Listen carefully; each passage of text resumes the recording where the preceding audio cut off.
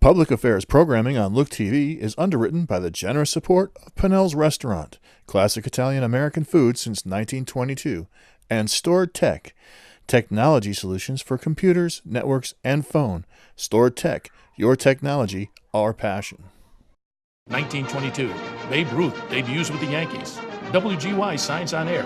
Exterminator wins the Saratoga Cup, and Pinnell's Restaurant opens its doors for the very first time. For 5 generations, Pinnell's has been preparing delicious Italian food, served in a comfortable, home-like setting where everyone is welcomed. 90 years of authentic Italian recipes, 90 years of the freshest ingredients, and 90 years of the finest classic Italian dishes, all made daily by hand. Pinnell's Italian Restaurant, a Saratoga dining tradition since 1922.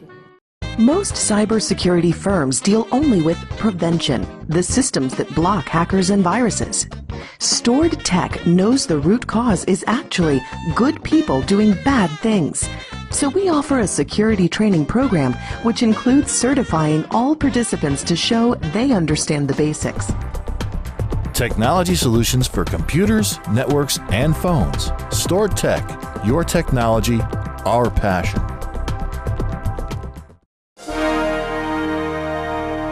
The Saratoga City Council meeting, an inside look at the decisions that affect you and our community.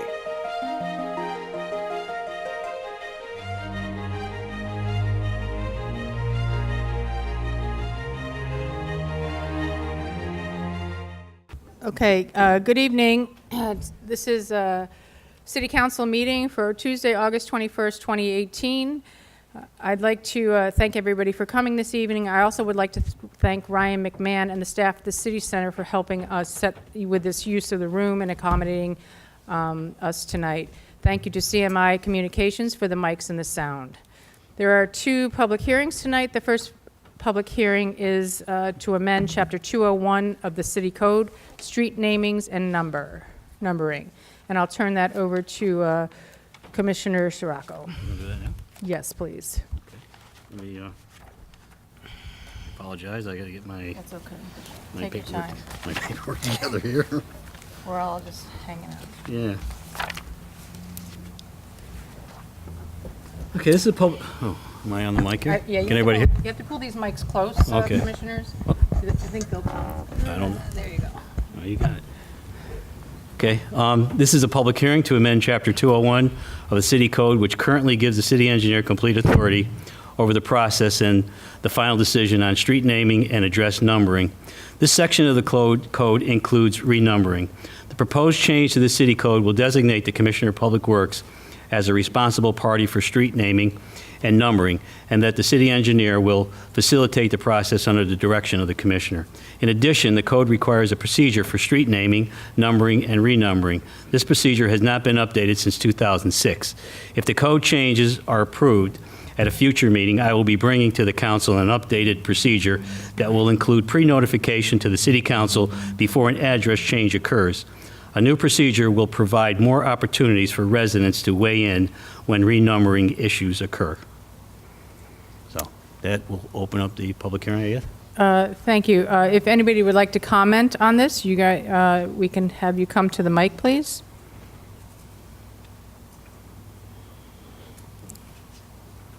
My name is Catherine Castellares, I live at 28 Arrowhead Road. I want to say merci, gracias, Christo, thank you for bringing this amendment of the Housing 201 to the attention of the City Council. So, I thought I had a big enough mouth. You can say it again, Catherine. You can say that again.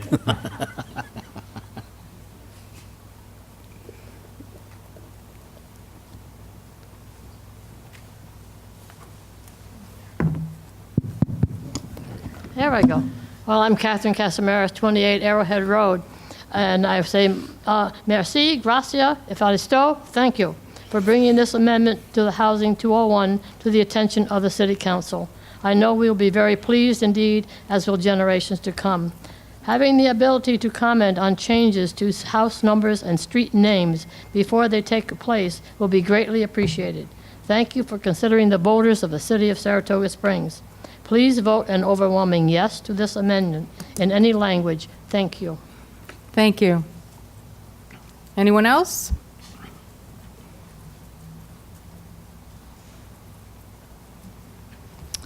My name is Pat Ritzert. I live at 30 Arrowhead Road in Saratoga Springs, and I'm here tonight to tell you that I fully support the proposal to amend Chapter 201 of the City Code, Street Naming and Numbering, to appoint the Commissioner of Public Works as the final authority to make such designations, working with and providing direction to the city engineer. From a big picture vantage point, I believe that the kinds of decisions that significantly impact residents and taxpayers of Saratoga Springs should ultimately be the responsibility of elected officials as opposed to an appointed individual. And believe me, this is one of those decisions. The Commissioner of Public Works has stated that the procedures also should be reviewed and amended, and he believes that they should include the input of those who will be affected by said changes. From a personal vantage point, I, along with 120 other residents of this community, those who signed that previous petition that was presented to you, applaud this effort and fully support this amendment. We believe that anyone who is impacted by decisions of this nature should have an opportunity to provide input prior to decisions being made, and that this is considered to be as vital to the process as any other information or data that is needed before making such a decision. I want to thank Commissioner Saratoga for taking the time to fully review the issue that brought us to this point and taking necessary steps to address the problems and hopefully avoid any future situations. And I ask for the support of all council members to vote for this amendment. Thank you very much. Thank you. Anyone else? Our next public hearing is 2019-2024 capital budget and program. The presentation of the capital budget program is being rescheduled to our next council meeting on September 4th. The vote will also be held at that meeting, and the mayor will be removing it. I'm the mayor, so I will be removing it from my agenda tonight. The proposed capital program can be found on the city's website for anyone who would like to review it. Anybody have a comment on that? They can come forward.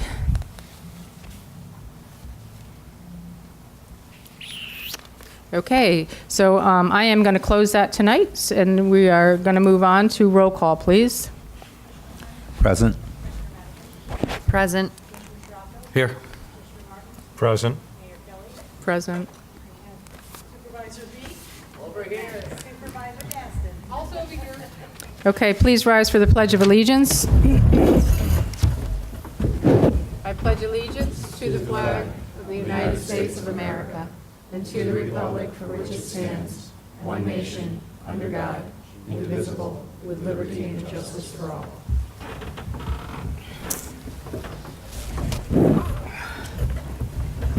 Okay, next on the agenda is the public comment area. I would ask that you try to keep your comments brief, 2 minutes max.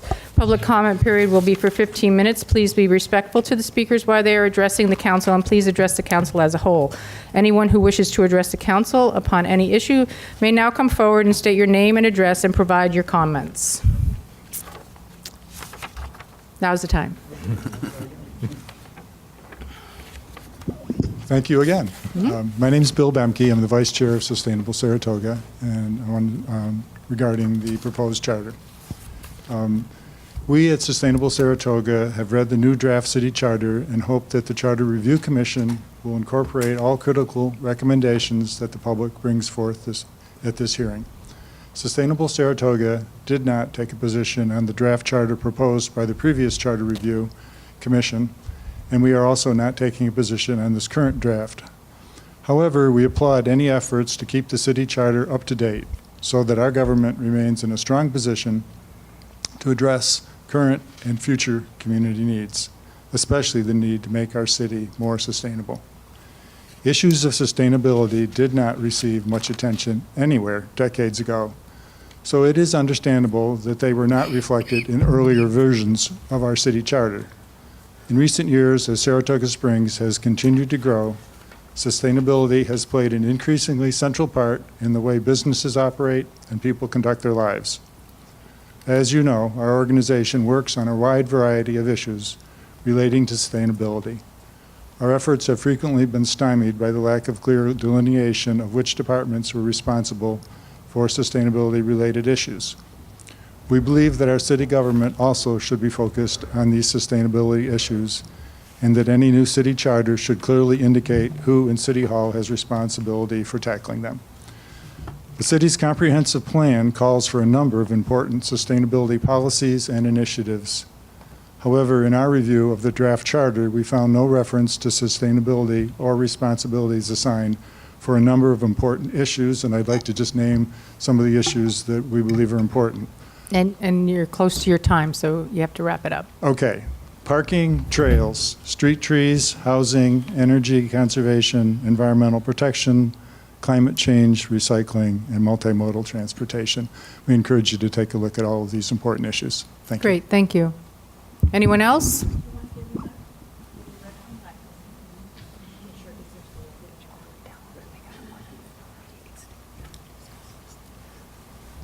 I'm here. My name is Frank Schultz.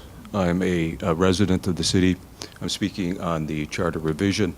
I'd previously spoken to the committee with regards to advancing a proposal. Is it on? It's not on. Yeah. Vince, can you help again, or somebody? Yeah.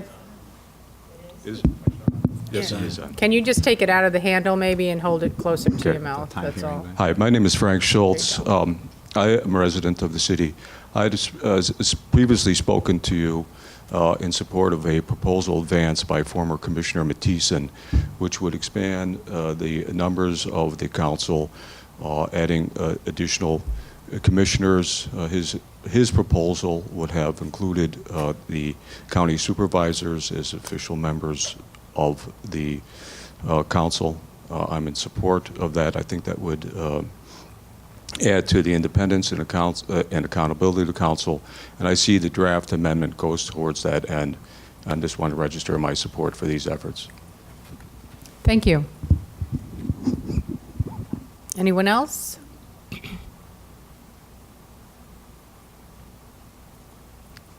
Okay, I'll close the public comment period. And tonight we do have we have two presentations on the, we had three on the agenda. I'm going to be pulling the 2019-2024 capital budget program, and I'm just going to make a comment on that we are pulling it because we did have the fire and we haven't had enough time to prepare, and I'll get into that later, but that's the reason why.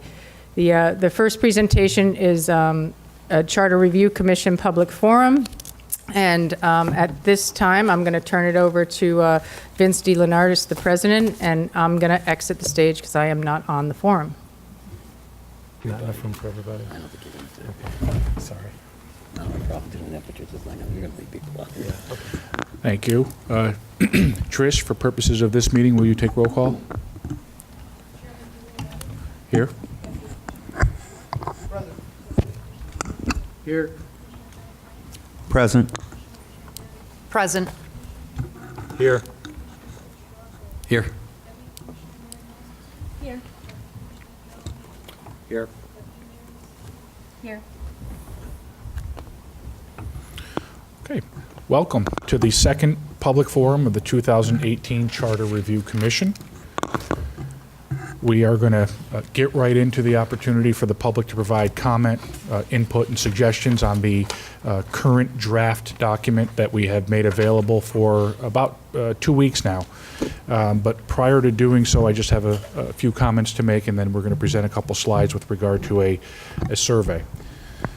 By way of background, it is important to remember that the commission was established by Mayor Kelly in March of this year, and each of us were appointed for the purpose of drafting a revised city charter, and specifically to find efficiencies and organizational improvements within the current government to better serve the people of Saratoga Springs.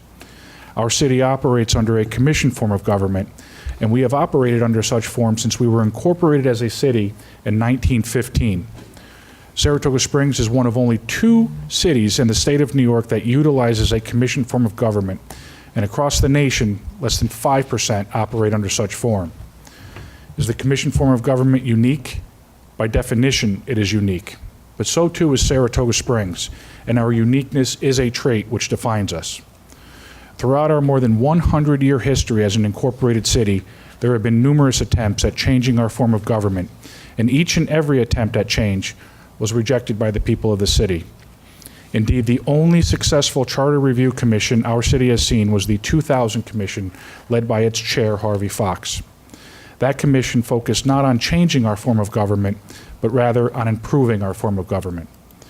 The 2018 Charter Review Commission was created with that same focus in mind, to make improvements within the current form of government. Because with each and every attempt at changing our form of government that has occurred since the last charter revisions were implemented, we have lost the opportunity to make the continued and necessary improvements that normally accompany the passage of time. Now, we recognize and respect the fact that many people have strong feelings on the concept of change. We also recognize and respect the fact that future attempts at change may again occur and be presented to the voters of this city. However, until such time, and as the debate for change will undoubtedly continue, we should not lose the opportunity to make improvements to our current form of government. Tonight's forum is to discuss and hear from the public on our proposed revisions to the charter, which we believe further the directive we were provided in finding efficiencies and organizational improvements. We have not yet formally voted on any of the proposals, as we wanted to hear from the public prior to doing so. We have made available a copy of our draft revisions based on the work we have completed to date, incorporating more than a dozen meetings, 2 separate workshops, an initial public forum, interviews with numerous individuals both inside and outside of city government, questionnaires submitted to designated City Hall employees, former City Council members and deputies, an informal questionnaire, and a more formal survey recently conducted between August 11th and August 14th, for which 250 resident voters responded, and the results of which I will be discussing in just a moment. Our work product, in an effort to find efficiencies and organizational improvements, focused on the following: building on recent successes. An example of this is the State of the City. Many of us will recall that during the most recent State of the City address, Mayor Kelly broke from tradition and allowed the platform to be shared by all members of City Council and provided all members with the equal opportunity to present to the public the overall status of operations relating to their respective departments and to outline the challenges, opportunities, and objectives for the upcoming year. This new approach to the State of the City was well received by the public, and the Commission felt it important enough to incorporate it as a requirement for future State of the City addresses. Increasing flexibility of city operations. Our proposed revisions remove many specific job titles from the charter and focus instead on the functions of the respective departments. This allows for greater flexibility for department heads to run their operations and removes restrictions or constraints that do not necessarily belong in the charter. Realigning certain functions. Here, we undertook an analysis of departments and functions and determined that in certain instances, realignment was warranted.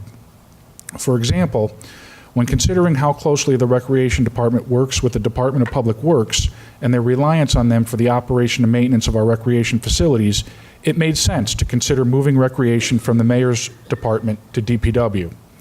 In our proposed revision, we have combined open space with land preservation, which will remain in the Mayor's Department, and formally combined parks with recreation, which will now move to DPW. Another example is risk and safety, which is currently in the Accounts Department, but will now move to the Legal Department, recognizing the relationship of those 2 offices. Creating independence of appropriate offices. Understanding that there are certain positions and functions in City Hall that are required to serve not any one department, but rather all departments equally, we have clarified and/or created sections in the charter to address that. Specifically, the charter, under our proposal, will now have separate sections for human resources, IT, and legal, which, as mentioned, will also include risk and safety. These departments will now include individuals who will be appointed based upon a full vote of City Council and will serve the entire City Council as a body and not any one council member individually. Removing unilateral appointments for boards, commissions, and individuals. As mentioned, this relates to individuals including the city attorney, HR administrator, and the IT director, but it also relates to boards and commissions including the Zoning Board of Appeals, the Planning Board, the DRC, Recreation Commission, and Board of Assessment Review as examples. This recognizes the importance of these boards and commissions and how they serve not any one department but the city as a whole. It also allows for greater transparency in the process and provides a greater opportunity for the public to weigh in on such important positions. Improving consistency and readability of the charter. Here, you will note that we have both expanded and contracted the charter. By that I mean that we have increased the number of sections in the charter while at the same time reducing the length of the document itself. Each department now begins with a brief description of the department's functions and responsibilities and goes right into numbered sections detailing those functions and responsibilities. Also, where applicable, we remove certain descriptions from departments and provided them with their own section, given their wider purpose. These would include, for example, tax rates and collection, as well as budget content and preparation, which have been removed from the finance section to their own sections. As well, capital program was moved from the mayor's section to its own section, and assessment of real property was moved from the accounts section to its own section.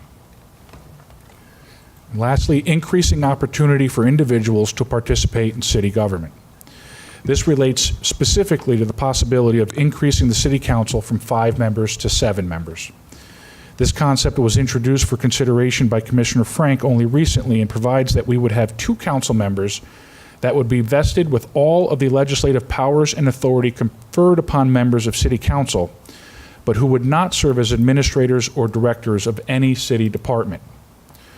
To be clear, these would not be junior council members, as was recently suggested by someone who quite frankly should know better, but would be equal members of city council.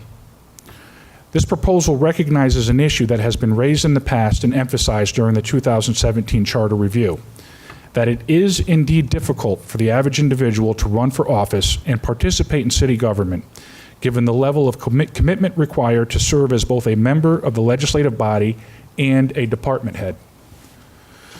Saratoga Springs has always maintained a healthy balance of past and present.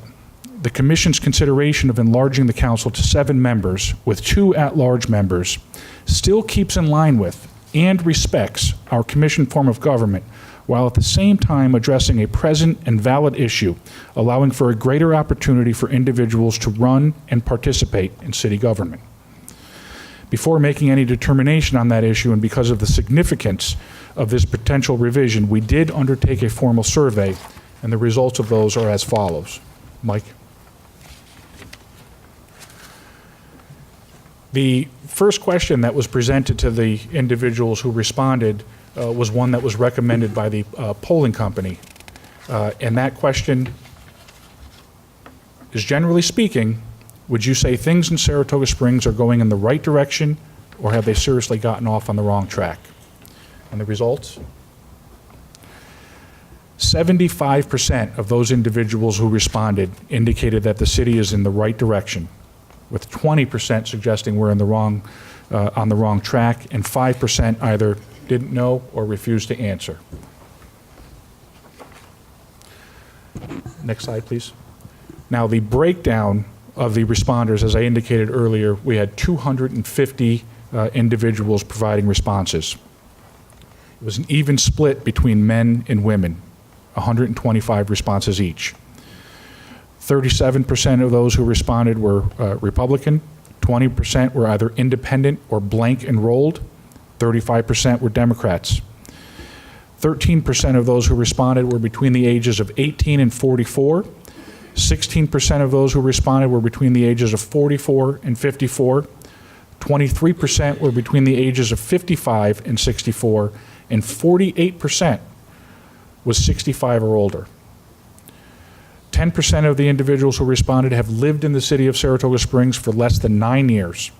20% have lived here for between 10 and 15 years, and 55% have lived here for greater than 15 years, with 14% of the responders being Saratoga natives.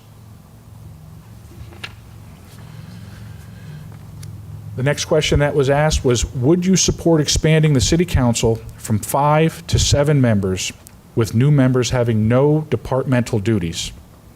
And the responses, Mike? 49% of the individuals who responded indicated support for the proposal.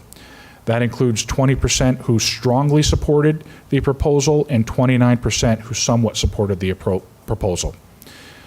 Comparing that to 42% who opposed it in totality, including 28% strongly and 15% somewhat, with 9% indicating a response that they either did not know or refused to answer. The next question, to get a general sense, was would you be more likely or less likely to vote in favor of the proposed charter if the city council was expanded to 7 members? Mike?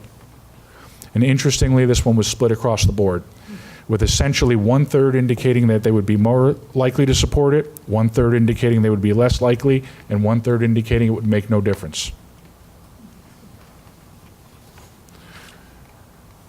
The next question, which was a point of discussion for the charter review, was should the city council expand to 7, would you prefer creating 2 new council members or electing at-large, 2 new council members elected at-large, or requiring the county supervisors to serve on the city council? And the responses here indicated a pretty wide majority of the responders preferring new council members at-large, taking 50%, and only 31% indicating they would prefer those 2 members to be county supervisors, and 20% indicating they did not know or did not refuse to respond. And then the last slide just indicates an expansion breakdown with the blue line on the graph indicating those who supported and the red line indicating those who opposed the possible expansion, and noting the men seem to oppose it. Seem to oppose it with a slight difference, where women seem to support it with a larger difference. Republicans seem to oppose the concept by a small margin. However, independents and Democrats seem to support the proposal. And then it shows the breakdown between the age groups, showing 18 to 44 group, and the 44 to 54 group, comparing that to the older 55 to 64 and 65 plus. And then also shows the breakdown between support and opposition for the proposal for those individuals who have lived here for various periods of time, including 9 years, or between 10 and 15, greater than 15, and the position of those who are natives. So that is the information that we have received with regard to the survey and the poll that was taken just recently. We, of course, will take that into consideration as the Charter Commission meets on future dates. Our next meeting, by way of reference, is actually tomorrow at 1 o'clock. And because of the circumstances at City Hall that everyone is obviously aware of, we did make arrangements, Trish, I believe, for the library. So at 1 p.m., do you recall what room that's in?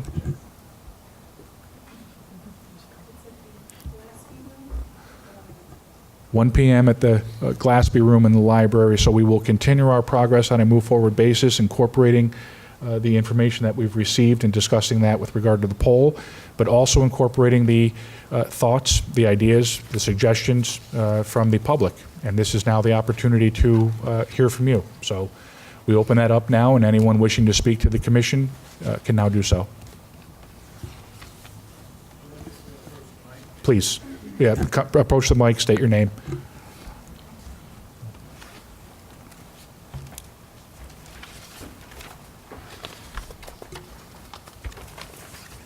Hello, my name's Sam Brewer. I'm a Saratoga native, and I live on Lake Avenue. And I've watched the presentation, and I want to thank the commission very much for putting these poll numbers together and making the recommendations that you have, or at least considering them and putting them out for public comment. I had a couple of things. One was perhaps the creation of a... Okay. So the creation of a public safety civilian review commission of some kind, I think would be a good idea.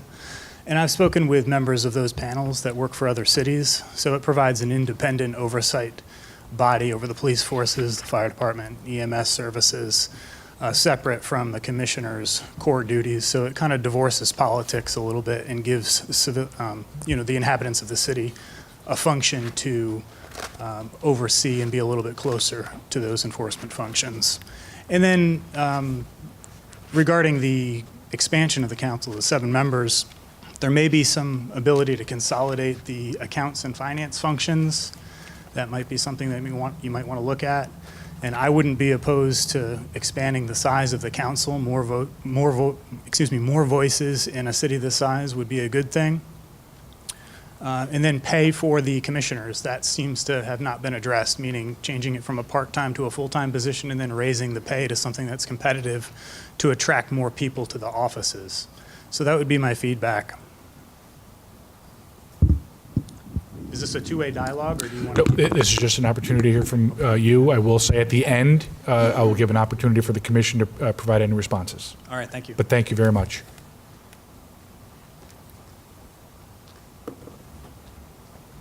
Just check this. Okay, it's working. Thank you, Tony. Anyone else?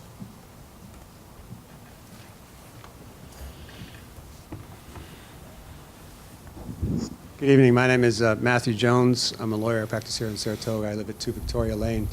Much thanks to for the commission for all of your hard work in a short period of time, 5 months. Exceptional effort to get here, and what I believe to be an exceptional product. A good deal of thanks also goes to the mayor for a creative way of approaching this subject of amending our current charter, and doing so with the selection of her 4 colleagues on the council, and the 5 deputies, and you, Vince, as the chair of the city attorney. And there's a wealth of knowledge on this dais that does not otherwise exist. I have a particular affinity for your work, having been appointed by Chairman Turner in the last Charter Commission to serve on a committee whose function it was to make recommendations, along with, I see N. Casey Bullock here, a fellow committee member, and we were charged with the responsibility of making recommendations on updating the current charter.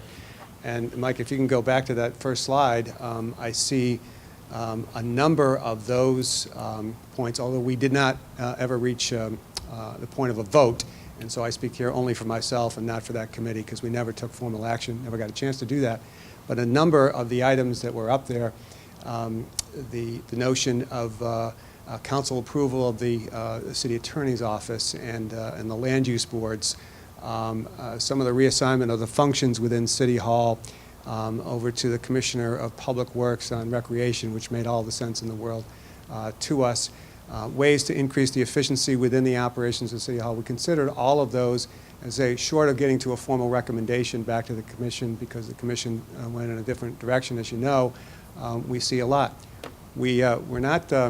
Didn't have the foresight to come up with a creative idea of adding 2 members at large, which I think is a novel and creative idea and may very well work. And I think it's worth a try to do that, to address that circumstance where many in the community just don't have an opportunity to serve in the functions that you all sit here along with the mayor, because their time just simply does not permit. So I think it's a creative solution, and I commend you for it.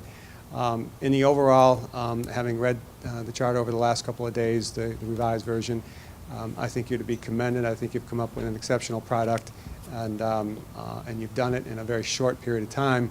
I assume that's with some of the urging from the mayor, perhaps her charm, perhaps her persuasion, perhaps threats. I don't know what it was that got other. But there's a lot of work that went into the document that at least I have an affinity for. So thank you much for doing that for us. Thank you. Yes, Bonnie Sellers. I live in town, native Saratoga. Thank you very much for your time. I appreciate it. I want to commend this Charter Review Commission.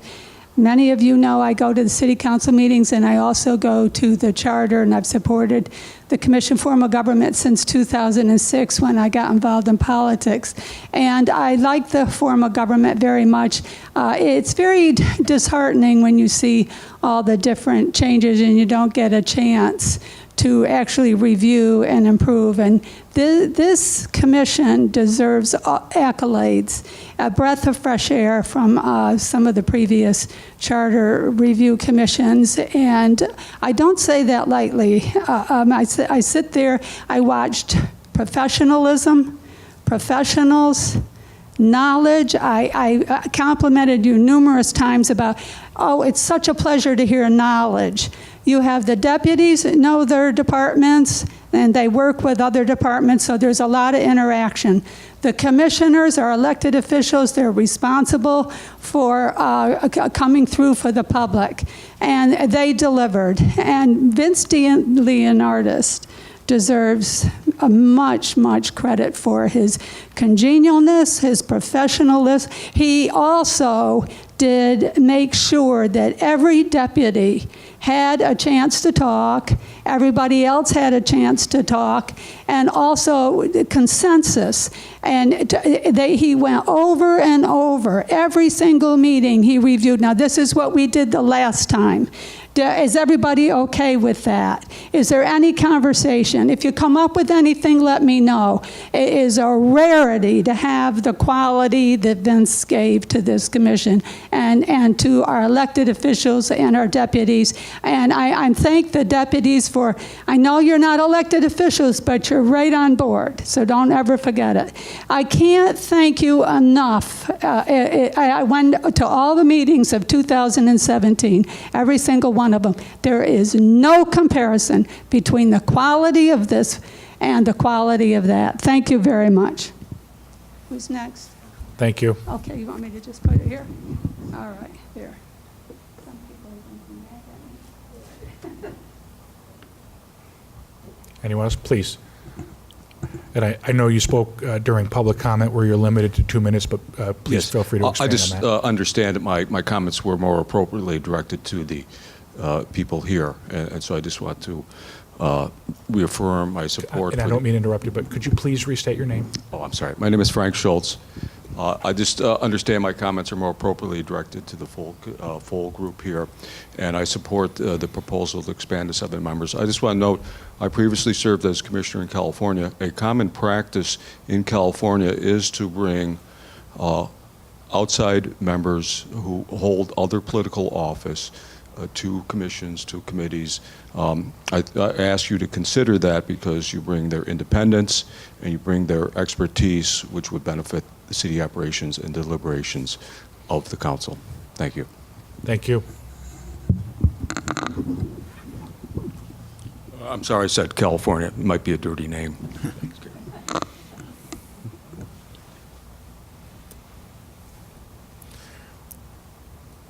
Anybody else?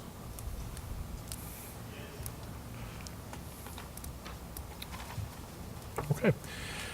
If there's nothing else, I'll open it for any opportunity for any member of the commission to respond. I actually would.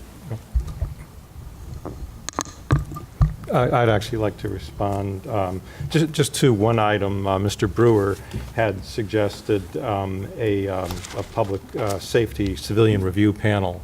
And I can say that has been actually raised at the council level prior to my sitting on this council, but I know it's been raised and debated before. And there are advantages and disadvantages to having that kind of a panel. And some of the disadvantages are it really creates an adversarial relationship between the police department specifically and the city government and that panel. In some cities, it performs a very important function because in some cities they lack the discipline of our police department here. They lack some of the training of our police department here. In Saratoga Springs, we do have a civilian commissioner of public safety who really does stand separate from the police department and the fire department and provides a level of civilian oversight without some of the negatives that the panel brings with it. So just my observation, I would not be in favor of inserting a review panel into our charter. Thank you, Commissioner. Thank you.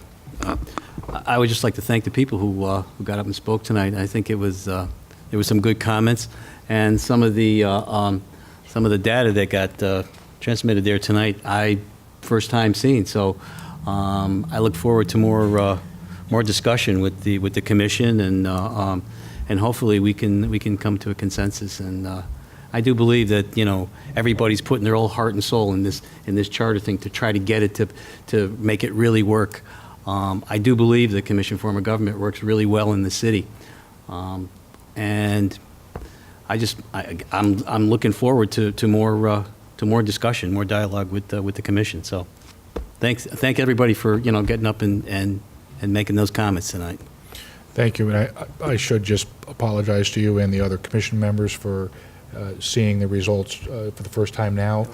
We did get them last week, and I had every intention of forwarding them. We've had some slight interruptions at City Hall, but otherwise I did intend to get those, and I do apologize for. I'll hold you to that, Vince. Anyone else? I had a tough enough time just finding where the meeting was, so I'm happy that the survey results this is the first I've seen them, obviously, also. The best analogy I can give you, the reason I brought up having 2 at-large members, and I know people who are strident followers of the Commission of Form of Government. I'm sure Ramij is not happy about it out there. And you could also see people who've been here for a long time are not happy about it. But also, if you look at that survey, and I saw it basically quickly back here on that survey, I think what you do see is women who are about 60% of the vote, even though the city's broken down pretty evenly in the amount of registered women to registered men. Women go out and vote more, and it's usually about 60% of the voters are women, not men. Men fall to 40%. So also you'll see the younger people, I think, are looking for the 2 added positions. And people who have been here less than 10 years are also looking in that, and I think those were pretty high approvals. But people have been here for a long time. The Republicans, I think, were a little disapproving of it because there've been more. The Republicans tend to have been here longer in the city. It was a very heavy Republican. They're against it. But the best analogy I can give you is the racetrack. The racetrack is historic. Now, you can go to racetracks that are brand new down in Florida and really pretty, and they don't do what we do here in Saratoga. Now, if Saratoga didn't update their racetrack, then Saratoga wouldn't be what it is. And however, they also kept the historic charm and what's really worked in the old grandstand. And the meet, we've expanded the meet. I remember when they said, no, if you make it more than 4 weeks, you make it 5 weeks, it's going to be the end of the track. Then it was, oh, you better not go to 6 weeks because you just won't get the quality of horses. People won't come out and show up here. But they did it gradually, and they increased it. And, my favorite one was this year because, I've been going to the track since a little too young in the 70s. And my friends and I hang out in the same area. And our big thing this winter was, oh, my God, they're going to put those new boxes on the other end. Nobody's going to go to those. The chairs move around. It's not hot and stuffy. It's just not going to work. And it took me about halfway through the track season to go down there. And I went down there and had a great time. And it was packed, and everything was sold out down there. And I, believe it or not, saw a lot of horse people who earlier told me what a disgrace it would be to take away from the charm of the city by putting it there. And they were sitting in front of those iPads having a great time. And granted, they didn't see the horse race finish, but they got to see the horses, and they didn't, they weren't sweating to death. And they had a nice breeze. So that's what I think of, and that's why I proposed adding 2 at-large members to the Commission Form of Government. Our attorneys have said it's legal. There are some precedent in other states similar with the Commission Form of Government doing this. The number one argument I've heard, and I've gone through 2 charter commissions and a citizens group, was the number one argument every time has been, because it's all been different forms of government they chose that were better, was it's just too hard for people who are W-2 workers, maybe they work down in Albany, they just can't run a department. So I think 2 commissioners at large. Also, our city has grown. Maybe it hasn't grown census-wise, but it has clearly grown in our city with the number of people that are here in the summer. It gives that average person a better chance who can't make it because they're not self-employed or retired to run for office. From this, and I didn't read any of the articles, speaking out pieces about junior members or things of that nature. But to me, I think it's actually an elite position because you don't have to run an office, but you have the same. Now you're 14.29% of the vote. I mean, you're 1/7 of the vote, and though you may not have an office to run, you're going to have a lot of people coming to you because by not having to run an office, you can get out to the people. I think in a more easy manner. So. The work that's been done by the Charter Review, and I don't have any problems with the prior Charter Review Commissioners, the ones before them. I know they worked very hard and they came up with a lot of good ideas, and I think we incorporated some of them. But I do feel by adding 2 members, that would be a great addition. If the board decides we don't go that direction, I'm still going to vote for this document because of the substantial changes that are put in here. But I'm looking for a charter that's going to last more than a couple of years without having to go to World War III over this again and expend all this money, and when the number one argument, I think, would be taken care of. And I could see if this actually worked, maybe in 10 years you go to 9 members, and then you have 5 commissioners, the mayor and 4 commissioners, and then 4 at large. So you really have a true blend. But if you don't change and if you don't update, then you're doomed. As good as you may think a product is, you have to make changes. Just ask people who used to own payphones 20 years ago. We didn't get rid of phones, but we updated it with cell phones. So that's the kind of the analogy. I think we have to keep what's really worked, but by expanding it, I think will be a great addition to this document. So but again, I'm only one of 10 people, so that's my feeling on it. Thank you, Commissioner. I have very few comments. Actually, wasn't going to say anything at all, except Commissioner Frank triggered something in my memory about junior members. If this charter, which I'm like 99% supportive of, we haven't really voted on it yet, but I think that's coming up next week. We'll go through the whole document. There might be a few specific things that we pull out and vote on separately, but the goal is to kind of vote on this document as a whole. If we do move to 2 at-large members, I don't know where the notion came up that they're junior members. I don't even think that was actually discussed at this table ever. If you're elected to the city council, you may be junior in that you're a new member, but you have all the rights conferred on you as a legislative member of the city council. The one difference may be is that you're not running a department, but you are still 1/7. You go from having a majority 3-5 vote to needing 4 votes majority rule to move forward anything that comes to vote before the city council.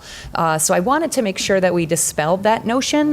This isn't a junior position. This is still a legislative elected position if indeed this commission moves forward and adopts this document and brings it to referendum and it passes. So I think that was the only thing I really wanted to make clear because I saw that somewhere and I didn't know where that came from. Right. There was a comment made at one of the meetings that it would almost be like an incubator for the new members. I think so I can understand where maybe there was confusion there. I think it was Jane Wyatt might have brought that up. I think what the point related to that was if somebody becomes an at-large commissioner and then sitting at the table, they may in 2 years want to run for a commissioner of accounts or so that it would be an incubator from the standpoint of they could learn that department they're going to still learn those departments but not run those departments. So I think that was sort of what was brought up, and I don't know if that was where the confusion. Sure. I mean, sure, you could run for a member at large and then decide you want to run for, one of the mayor. Yeah, Exactly. and we've had supervisors and commissioners that have run for mayor, and I almost look at that as an incubator, seeing what the mayor's done. So like Mike Lenz was commissioner of finance, and then he ran for mayor and became mayor. So I don't look at it as any different than that. I'm just saying it would be one of those steps. The other thing I forgot to say, because we didn't really talk about sustainability per se, but I think some type of base language in our the preface or somewhere in the charter, the preamble where we should mention some type of wording. I think would be never came to my mind, but I think that would be very reasonable to because I think we have been a very progressive type city with a progressive form of government, the commission form of government. So I think that would, we don't have to pick out any specific group, but I think some type of language would be great. Yeah, sustainability is clearly discussed at greater length in our the city's comprehensive plan. A lot of our land use ordinances and laws deal with that specifically. Some of the things that were raised, recyclables and things like that, I don't know are necessarily appropriate in the charter, but more the broad concepts of sustainability. We do have that section with regard to open space and land preservation that touches upon those things, but it's certainly a subject worth discussing a little more in depth at our next meeting to see if there is some merit or whether there's an appetite to include some stronger language in there, but I appreciate that being brought up as well. And to something that Sam Brewer had brought up earlier during his comment with regard to us not addressing part-time or full-time with the council members. I guess it's important to note, too, some of the things that came up for discussion, but that we did not change, and that's one of them. So there is no indication or requirement that the commissioners are going to be full-time. I can tell you we discussed, as I'm sure every commission discusses, the conceptual ideas of the terms and whether or not to expand the terms. We're not changing that. They're going to remain 2-year terms. We are not placing any term limits on the positions either. The feeling is that's up to the people to place a term limit on their elected official every time they go to the ballot. So we didn't. There are a number of issues that came up that we didn't change, and I just touched upon those things in a more of a summary form than a detailed form, because the document has been out there for a couple weeks. As Commissioner Madigan indicated, we're getting near the finish line here, so we will have a vote, whether it's in part or in whole, but ideally it will be in whole in the next week or two. And at that point, once we have a final document and it's in final form and it's the one that we intend to file with the clerk, I will be requesting another presentation, this time to outline specifically for the people what will be in there. But as always, the public is invited, welcomed, and encouraged to attend all of our meetings, encouraged to participate in the process, either by commenting during the public comments that we have during every meeting. They're also invited to participate online on our website to provide any comment or email. And I can indicate for the record that I did receive, I should have mentioned it earlier, several public comments for individuals who were unable to be here this evening, and I will make those available, and they'll be on the website. I received one from John Kaufman, one from Jane Y., and we've got one from former Mayor Klotz. So those will become part of the record and available for review. I will also have the results of the poll available online as well, so that people can take a little more time to digest those results. I know I went through them rather quickly. But if there is no other I just want to make sure that, does anybody behind us, I know we're all up front, does anybody else on the commission want to respond or have anything to say? Okay. Vance, I did have one more, because my mind's working slowly today. The gentleman from California who brought up that like an at-large people would be going outside because they had an expertise, and that's so, like they were a commissioner of something. This form of government, we have the expertise. You know, I'm an assessor for the city. I'm a licensed assessor. Commissioner does the budgets. You know, knows finance. Commissioner Schrocco can change oil in the truck and do all those things and keep the grass looking nice. And public safety, Commissioner Martin has learned all the ins and outs of the various emergency services, especially recently. So we have that. So this is sort of almost like the opposite by bringing in people who don't have those specific expertise at large. So it's almost the opposite, where I guess if you were in California and you had just a regular mayor and council members, they wouldn't be running departments, they wouldn't have any specific expertise. So I think it's the same thing, but just the other way around. So that's why because when you brought that up, I thought it made a lot of sense, but it didn't really go with this form of government. So that's why I just said at large would make the most sense. And so I just wanted to clarify that issue. And just one thing about sustainability. I think, you know, as a council, I know so long as I've been here, we have the Complete Streets Plan. That's a sustainable Saratoga plan. We have the Master Forestry Plan, which is the plan for our trees. It guides the city and the groups that plant the trees, Sustainable Saratoga that plants the trees. I think we deliberately left that stuff out of the charter, again, like with some of the positions, because if we have to make changes to them, you know, positive changes, we don't need to go to a referendum to do it. We can make those changes, you know, through a city council resolution, and that kind of expedites and makes the process a little easier to, you know, to correct in some cases. So I think, you know, it does really address the sustainability issue. I think through those programs, and I'm probably missing a few, but I know there's quite a few that we've open space plan. Yes, we've adopted. Those are the land board use things. So again, I think we deliberately left that out to so we can make those changes and update, you know, Have flexibility. week by week. That's right, or month by month, or year by year, whenever we need to do to make them work better. So that's my 2 cents. Okay. Thank you. Just as a final reminder then that we have our next meeting actually tomorrow, 1 o'clock at the library. So with that, if there's nothing else, we will adjourn and out back to your regular programming. Thank you. Okay, we are moving on to our second presentation, and that would be the 2017 audited financial statement, and I'll turn it over to Commissioner Madigan. Thank you, Mayor. This evening, we will have the presentation of the 2017 audited financial statements. Brendan Kennedy from BST is here to make that presentation to the council and to the public. Thank you. And council, you all have documents in front of you. Thank you for having me. Couldn't help but notice the room always gets a little smaller when the auditor comes up to talk. You should have 3 documents in front of you. I'm largely going to work off of this presentation that I have right here, and I assure you that the picture was taken before the lightning strike.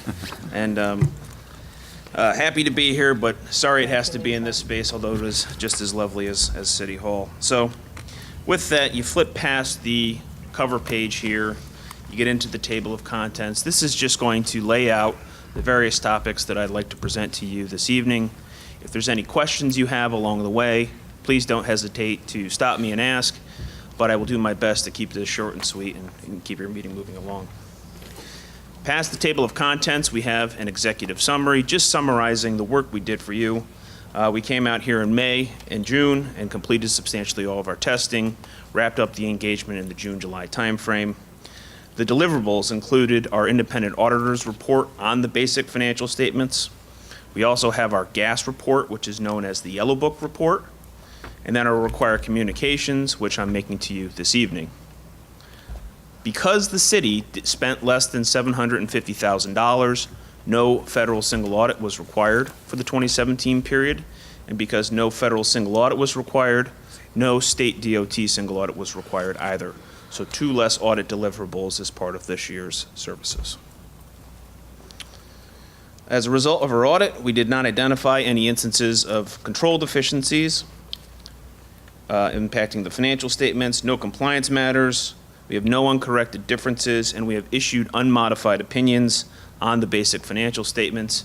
An unmodified opinion is also known as a clean opinion, and that's the highest level of assurance that we can give you that the board is free of material error. So largely positive results here for you this evening.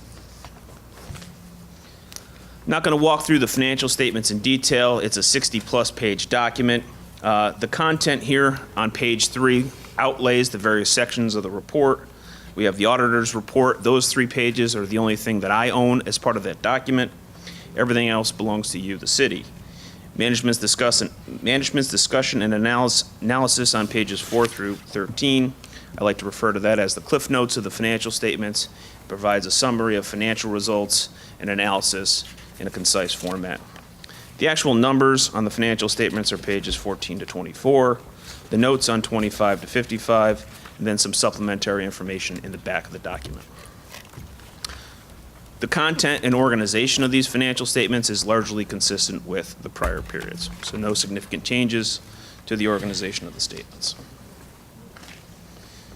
Page 4 are some areas of audit focus. These have largely remained consistent with the prior periods because your operations have remained largely consistent from the prior periods. We do incorporate elements of unpredictability, which includes the sampling techniques we use and the different departments we visit and inquiries. But the key areas of focus as part of the audit are laid out here on page 4. We do consider fraud as part of our financial statement audit. We execute a number of procedures. We look at unaltered bank statements, looking for out-of-sequence transactions. We test journal entries, make inquiries. As a result of all those procedures, no fraud was identified as part of our audit. The next couple pages, I'll kind of breeze through pretty quickly. In summary, though, your general fund is in relatively strong shape. Fund balance increased by $915,000. Our unassigned fund balance as a percentage of total expenditures is in good shape. You held the line on spending and property tax increases, which I'm sure makes your constituents happy. And overall, as I mentioned, the general fund is in good financial condition. Significant activity going on, for the capital projects. We had a bond issuance during the year of about $7.9 million. 5.9 of that was for governmental activity. The remainder was used for the redemption of a bond anticipation note, and some money went to your enterprise funds, the water and sewer funds as well. Total capital spending in the capital projects fund was $3.8 million. And at this point now, with all the debt outstanding, debt service is about 6.43 of the city's total governmental expenditures. The water fund is still in adequate condition here. Net position, so now on the water fund, the big difference is we're using the accrual basis of accounting, which is different than the funds. So there's non-cash charges that we take into consideration, such as OPEB and your net pension liability. Excluding those, it was a relatively break-even year for the water fund. And excluding the bond proceeds that the water fund had in capital spending, cash would have increased by about $90,000. So the water fund is obviously something to keep an eye on. It's possible that you'll need future rate increases in future reporting periods. The sewer fund continues, I'm on page 9 now, to do relatively well. Net position decreased by about $47,000. Again, that's largely driven by some of those non-cash charges such as OPEB and your net pension liability. And cash, excluding the bond proceeds and spending, increased about $205,000. Similar to the water fund, the unrestricted deficit will continue to be adversely affected by other post-employment benefits. And you're going to hear that a little bit later as we get into another presentation because we have a new accounting standard to be adopted the next period.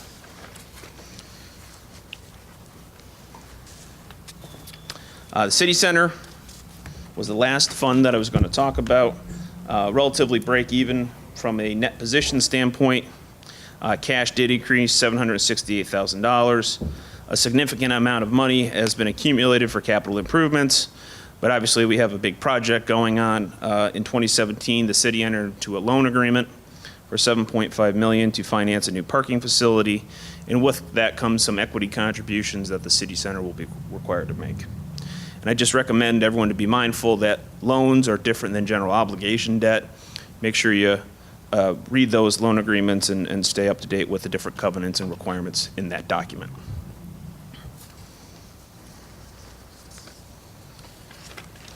Page 11. So, this is not a Saratoga Springs issue. This is a government-wide issue that all municipalities are dealing with. So there's a new accounting standard that we will be implementing. Christine is well aware of this. It's Governmental Accounting Standard number 75, and it radically changes the way we're reporting and disclosing our other post-employment benefits. So as you know, when an eligible retiree leaves service here at the city of Saratoga Springs, like most municipalities, we continue to pay some of their post-retirement health benefits, and that service is accumulated and recorded within your financial statements. Without getting into the details, you can expect a significant increase as a result of this accounting change. It's going to impact your full accrual statements, which would be your government-wide, your enterprise funds, which would be your water and sewer. It won't impact funds such as your general fund. That accounting will remain consistent. This has been a widely discussed and advertised issue, so it will come as no surprise to the bond rating community. I wouldn't expect everyone's bond rating to plummet as a result of this. It's just going to change the way your financial statements look and the full accrual basis in a negative way. But it's going to be that way for everyone. So we'll keep you posted. Just wanted you to have a... For everyone and probably forever. Forever. Yeah. Until municipalities until municipalities either curtail the benefits, which is very difficult to do, or establish some kind of funding mechanism, which you can't do. Which you can't do. Right. So were you going to just restate the beginning balance sheet, doing like a prior period, and then just do the effect for the new year? That's exactly right. It would be a restatement, but not a bad restatement because we made a mistake. Right. It'll be a restatement to comply with this accounting standard. And I would hope that the bond rating agencies are aware of this, yet they make note of it every single year they come and review our bond rating. Yeah. And it's got to be this way for everyone, every municipality. That's correct. Okay. And if you look at your footnote disclosures, there's a more significant number of OPEB amounts in the disclosure than what we actually book to the financial statements. It's going to more resemble what's already disclosed. It's going to more closely match what's on the face of the statement. So it's there. The other big change is the discount rate. You're gonna shift to a 20-year municipal bond index, which right now is hovering in the 3s. A lot of people are using 4.5% as their discount rate. So it takes the variability out of that as well. Everyone's going to be using basically the same discount rate, which is lower. Causes the number to go up. Any other questions? So, well, I just, relating to this, I know you, do these guys also do the report to New York State for us, or is that just, because I know you do the financials, but there's... the net pension liability? Right. Is that what you're referring to? Yeah. So the net pension liability is supplied by the retirement system. The most recent valuation that we would have included is the March 31st, 2017. I think at that point, the system was around 94% funded. The system just finished their 3/31/18, and I did get one of my local government clients' statements, and the net pension liability decreased. So the system, I think, benefited from the strong stock market, and so I think as far as that goes next year, it'll be a positive variance. Thank you. I don't think he's quite done. I think you still have your citywide observations. Sure, just and I'll be quickly. That's just the required communications. In summary, I received the full cooperation of everyone I dealt with. There were no significant issues discussed. Anything I requested was provided. We appreciate the work that all the departments do. It's certainly a citywide effort when it comes to our audit. And overall, we enjoyed working with the city and look forward to future years. I like the first line, personnel were friendly. You know, That's we're not nice the state. to hear. That's a great compliment. We're not the state comptroller's office, so we usually don't bite. But no, we appreciate it. Everyone has been very nice to work with. You are still the auditors, and you still need to be on site, and you still need to look through a lot of books. So what I'm hearing is everybody cooperated, all the different departments. So that's very good. And if I received any resistance whatsoever, I would of course present that to you. And it wouldn't be at this meeting. It would have been a long time ago. Yeah. So. Well, I do want to thank you for being here this evening. Of course. My pleasure. And presenting the 2017 financial statements, audited financial statements to us. And what I would encourage the board is if you have questions during the year, and I think Commissioner Frank and Manigan know this, if you have questions during the year that you want to ask me, we're always around. My contact information's on the back of this document, and we're always happy to meet and discuss with the City Council. Thank you. Great, thank you. Okay.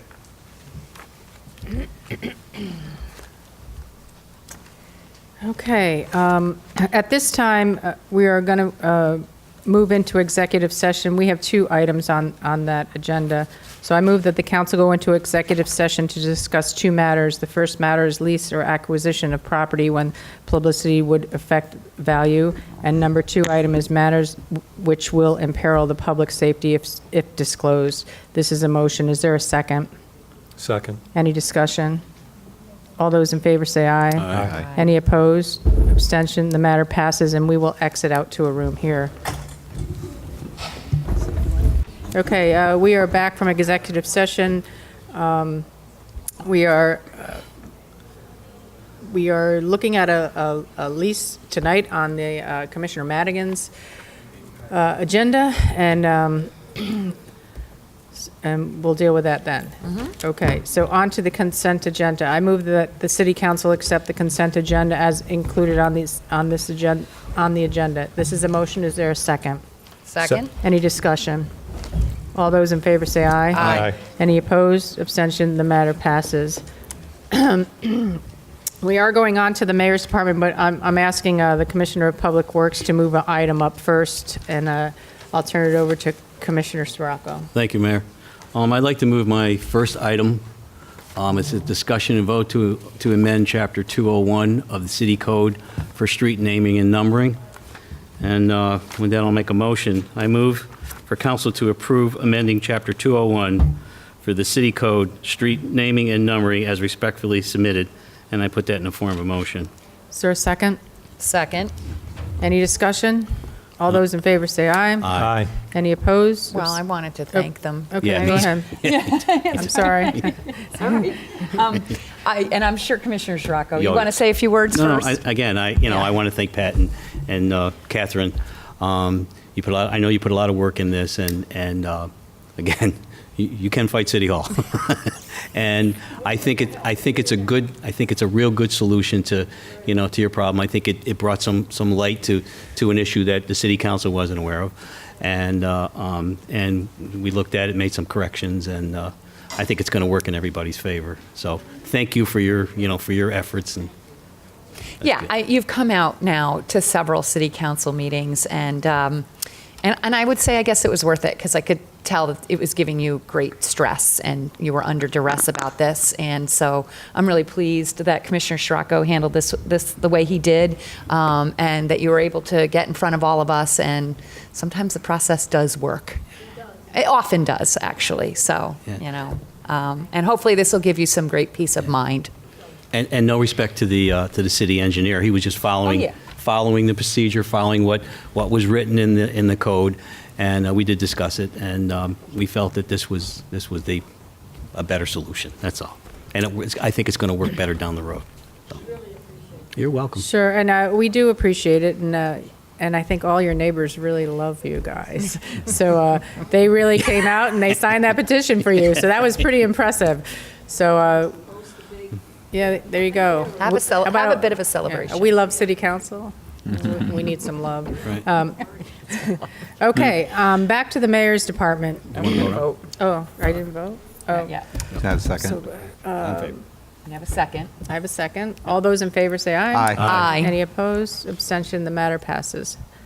You are all set. Thank you. Thank you for We're going coming to try out. to get the letters out tomorrow. We're a little behind on things, but be patient. We'll get them out. So thanks for coming tonight. Thank you. Okay, back to the Mayor's Department. My number one item I am pulling, that's a discussion and vote 2019-2024 capital budget program. I've rescheduled the presentation of the capital budget program and the council vote to our next council meeting on September 4th. My second item is a discussion and vote authorization for the mayor to execute retainer with Napoli Stonick PLLC. So I move to have the city council authorize the mayor to execute retainer with Napoli Stonick PLLC. This is a motion. Is there a second? Second. Any discussion? All those in favor say aye. Aye. Aye. Any opposed? Abstention? The matter passes. I don't know. Who's second? I second it. Commissioner Scirocco.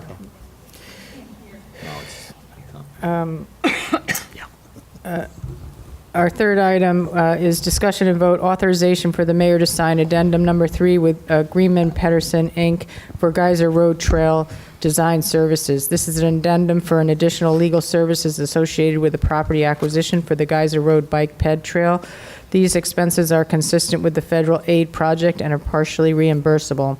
The contract is not to exceed $17,800, and the funds are available in budget line H3517142-52000-1200.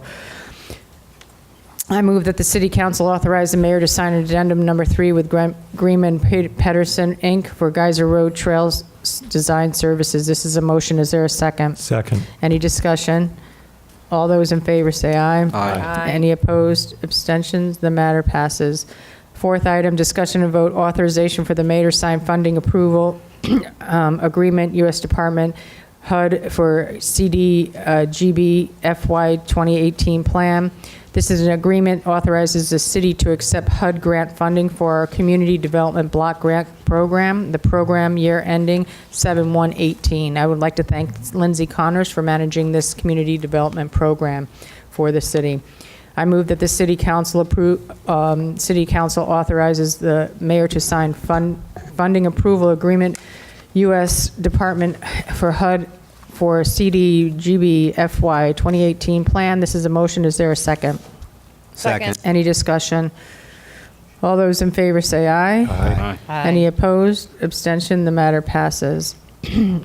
Item number 5, discussion and vote authorization for the mayor to sign New York State Master Contract, Department of Environmental Conservation, DEC 01-T00467GG-335000 for natural resources inventory.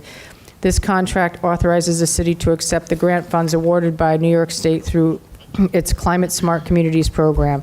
A natural resource inventory will qualify the undeveloped land we have so we can more accurately project the efforts of our current planning and zoning regulations and adjust them when we need to.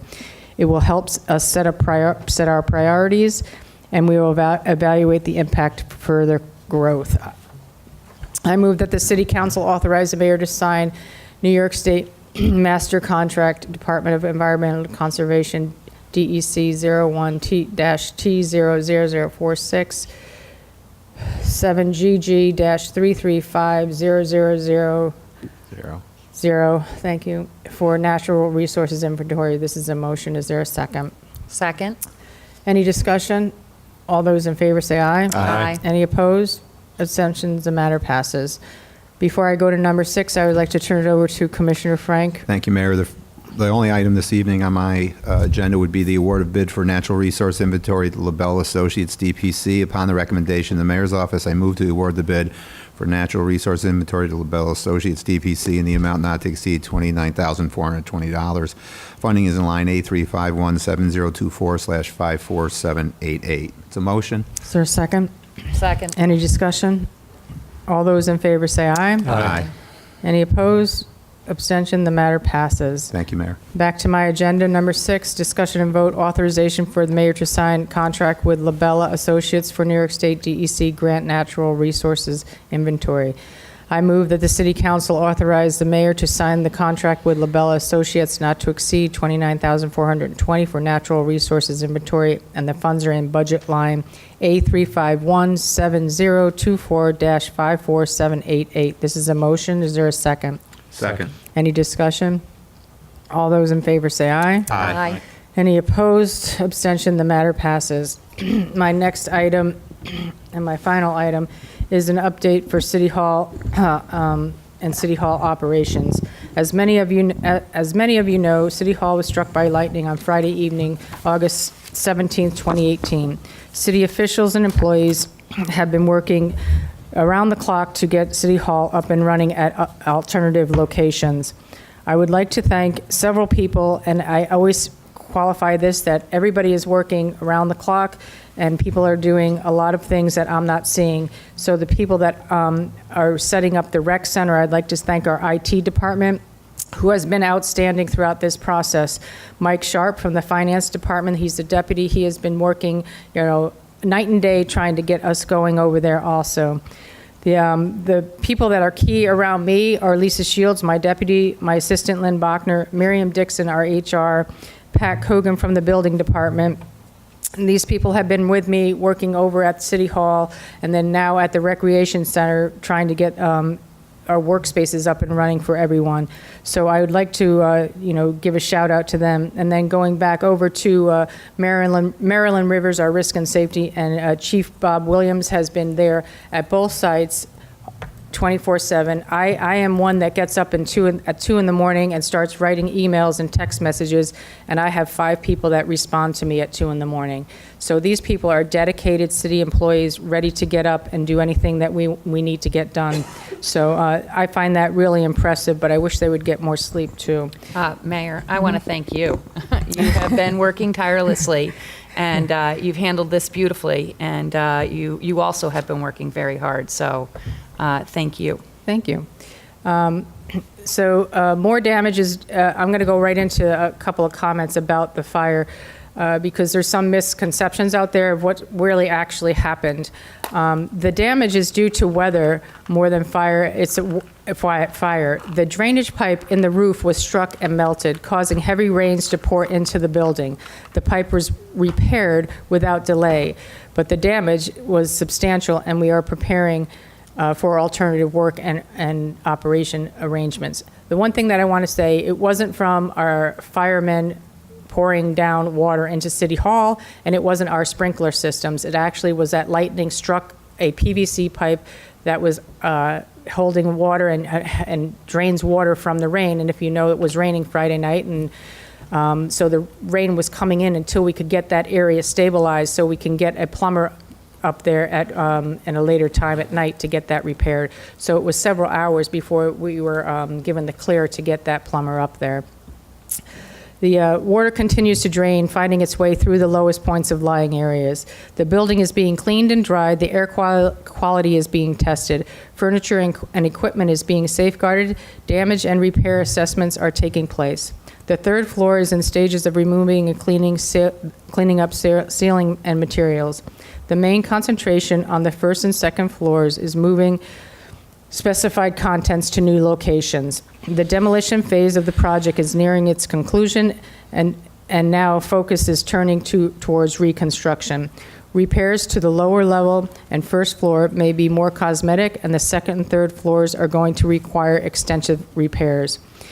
The police department has been continuous through all of these operations. They had uninterrupted service to our community, and they are still located at 5 Lake Avenue. Relocating City Hall functions are a priority. As soon as feasible, most City Hall services will continue at the recreation facility located at 15 Vanderbilt, except for parking tickets, which will be at the police station. The city is operating in accordance with the city's emergency management plan created in collaboration with the Risk and Safety Department, police, fire departments, and other city departments, insurance, and other experts in the field, and voted on by the City Council. I can't tell you enough that if you don't have an emergency plan in place, then everybody should get one, because this is the plan that we're operating by, and I'm going to tell you, it's been flawless.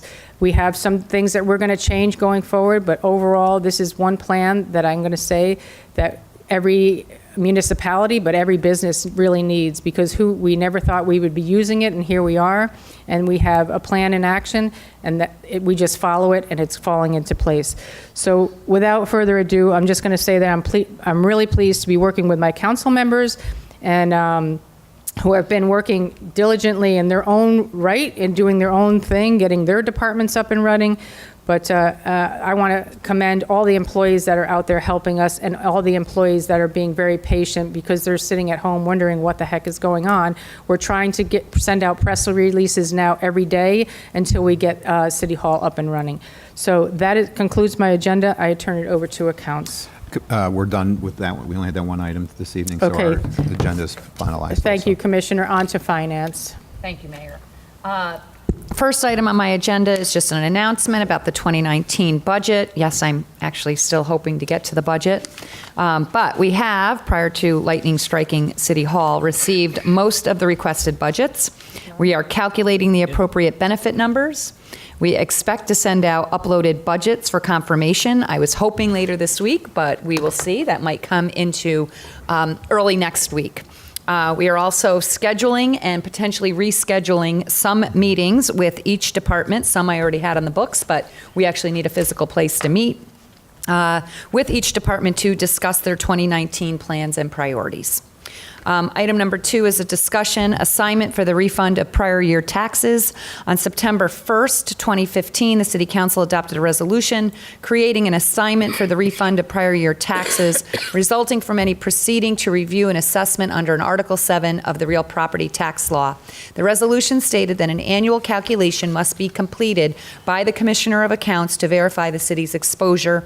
The calculation is then transmitted to the Commissioner of Finance on or before the second regularly scheduled meeting in August of each year.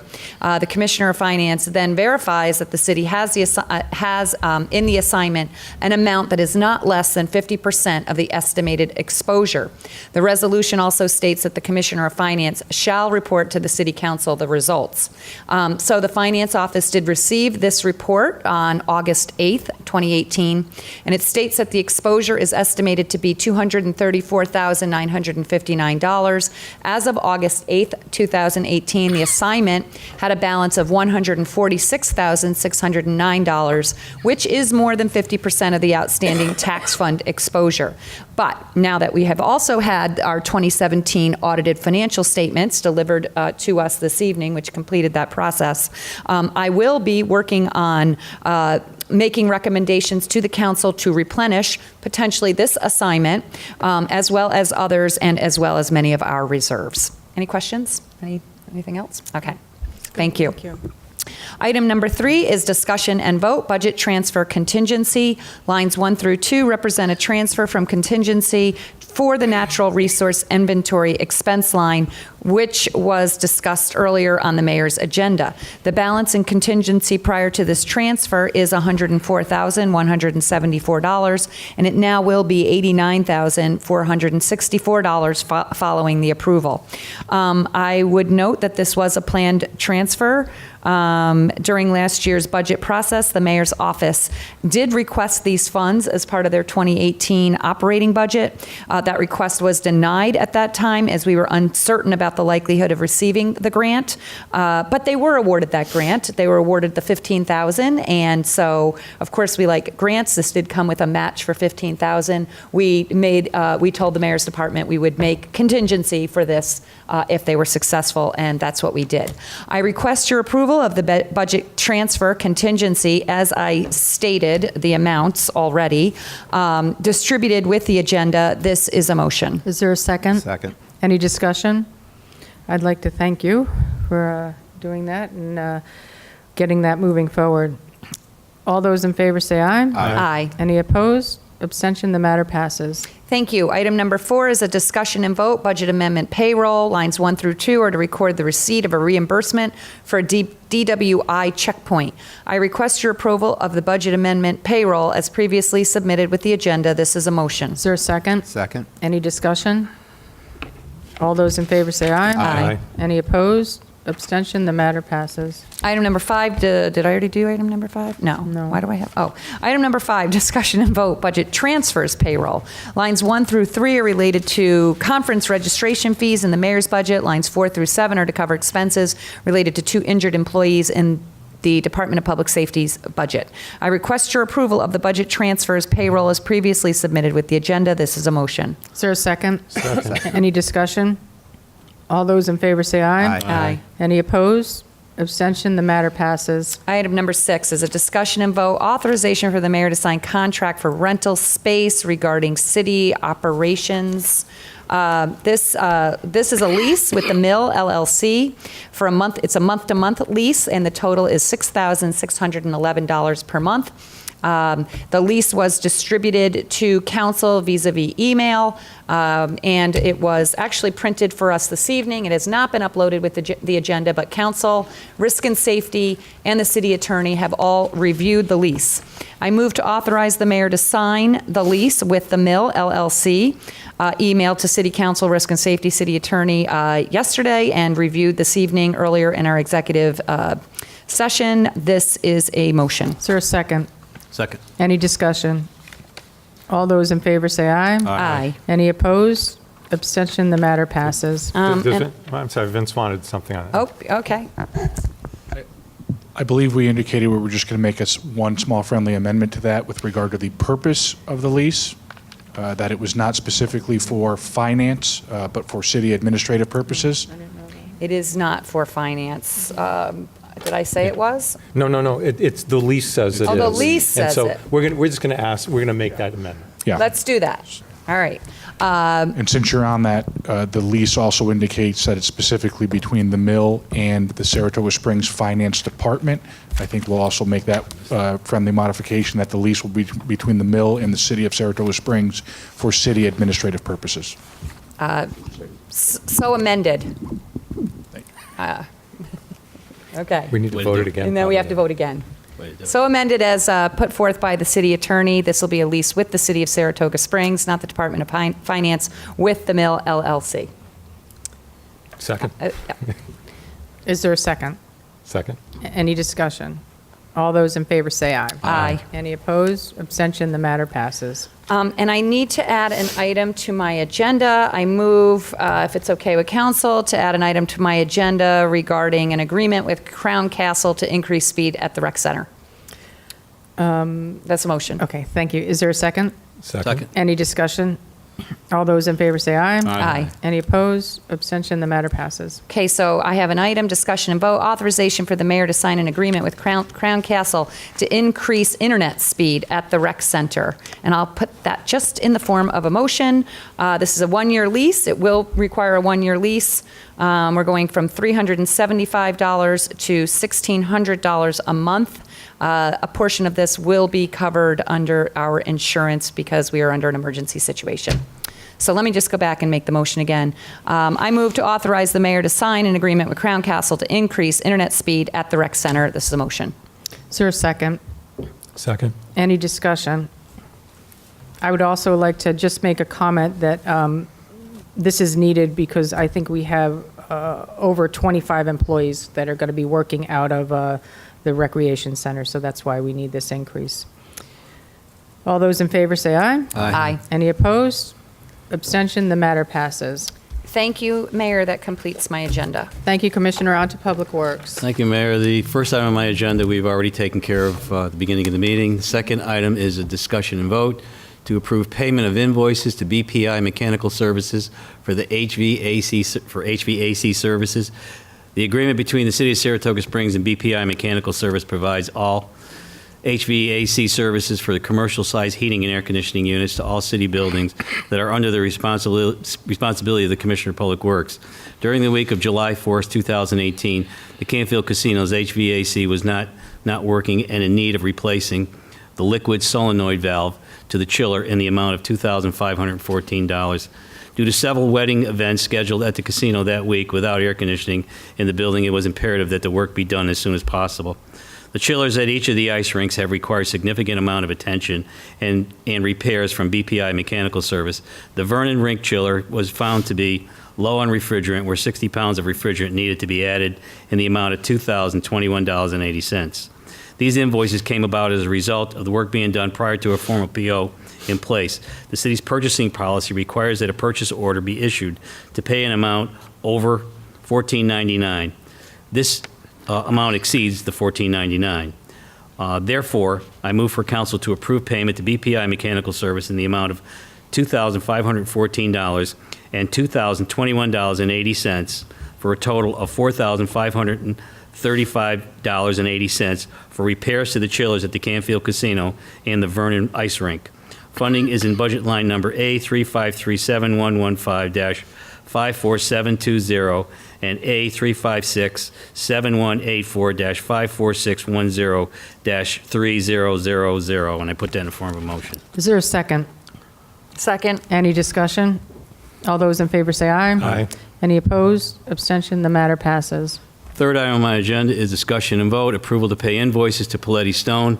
Paletti Stone Corporation, the material and concrete to the Department of Public Works, provides material and concrete to the Department of Public Works.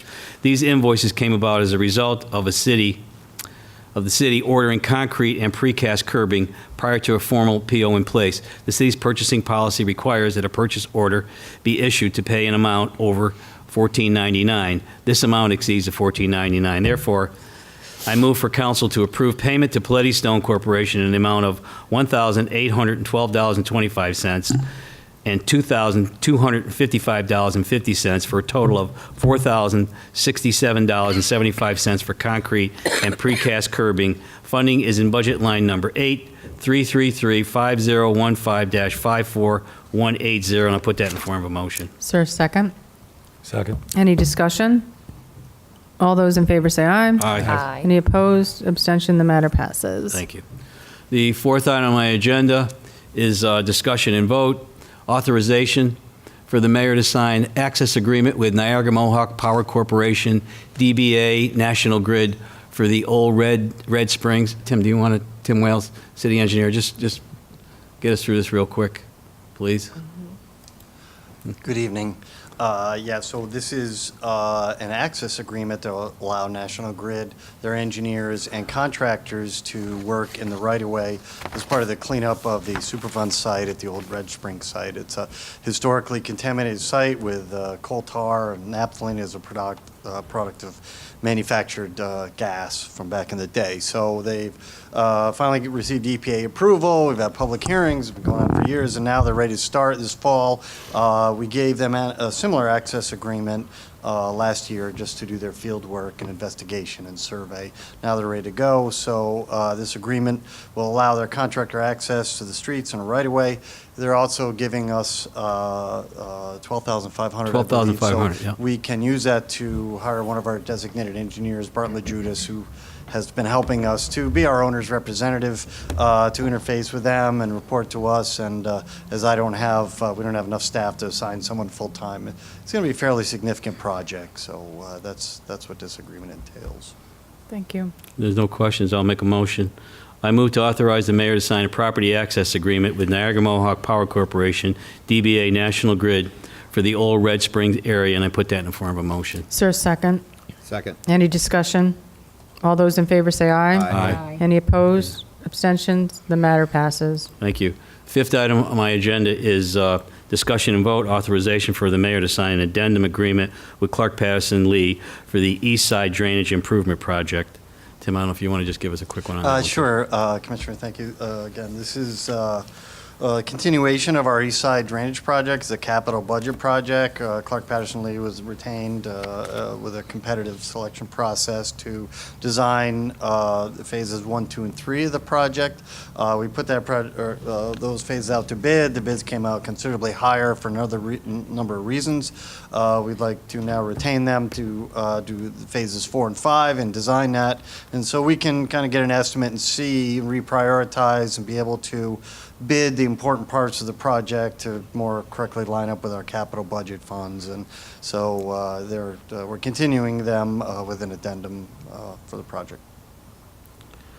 Thank you. Okay, if there's no questions, I'll make a motion. I move to authorize the mayor to sign an addendum agreement with Clark Patterson Lee for the East Side Drainage Improvement Project in the amount of $81,000.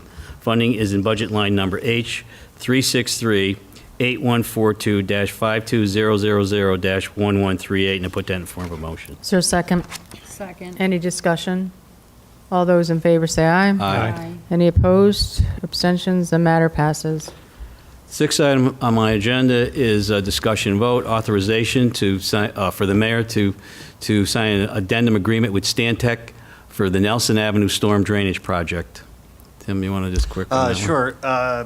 Back before I came, and I've been here 7 years, the city embarked on an ambitious capital project. We believe the value is approximately $2 million to make drainage improvements over in the Nelson area by the track. And you may recall that we'd get a microburst or a big storm, and on Nelson Ave, we'd have a couple feet of water. The track would even have to close sometimes. So we laid new water line and drainage on majority of Nelson Ave to solve that problem. That was a major problem.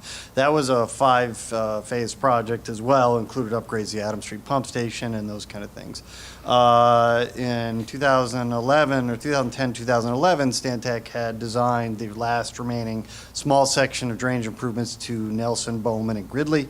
When I first came, I realized we didn't have enough capital funds to complete that project at that time, so it's been kind of sitting on the shelf. Now with some of the recent rain events, there's still some drainage issues over near the track and on these small sections, so the commissioner decided that we want to go ahead and have them design the finish, get this out to bid, and complete the work this fall. The project is almost completely designed. We just need to update the drawings and get it out to bid. So this agreement with our engineer Stantec, who did all the work before, would just be to close out the project.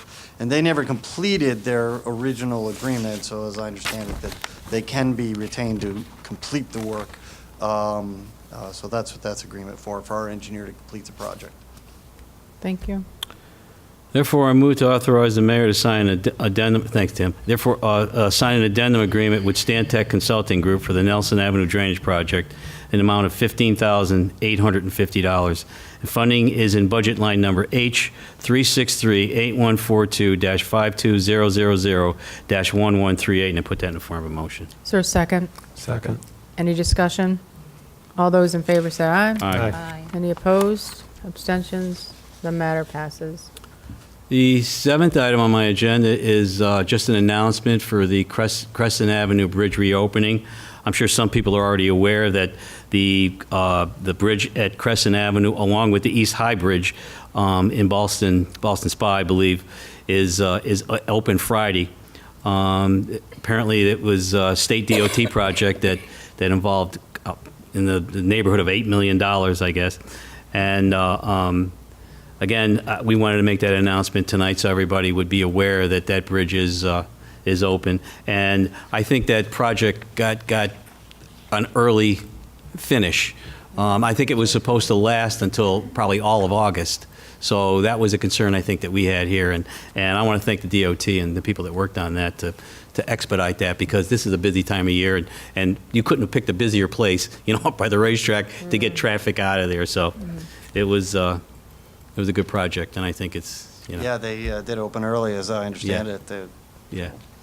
Yep. And I'd like to add an item to my agenda.